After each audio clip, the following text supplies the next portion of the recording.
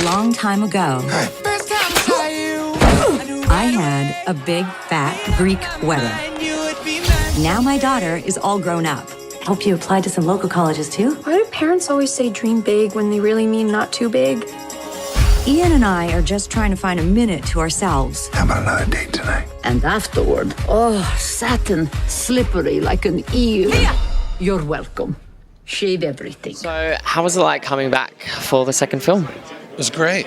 Did you like it? I like it a lot because, you do it years later when you're as old as I am. Yeah. And you got all the references of the first one, and you think you're just doing it again like 6 months later or something, but it's been over a decade plus. But it's been just a ball, man. Makes me young again. I know that you can't reveal much, but is there a favorite scene that you have in the film? Oh, yeah. There's a few of them. I do especially love, for comedy, the scene where she's in a total makeout with John Corbett. They're just trying to get away and, rekindle whatever they've had.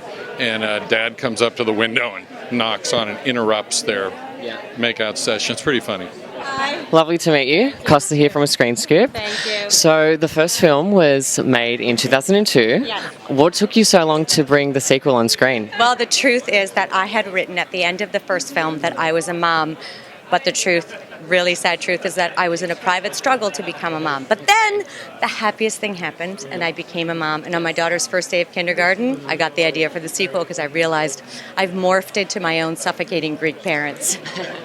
So My Big Fat Greek Wedding was the biggest independent film that ever was on screen. So was there a lot of pressure coming back for the sequel as well? That's an interesting word, pressure, because it actually turned into opportunity.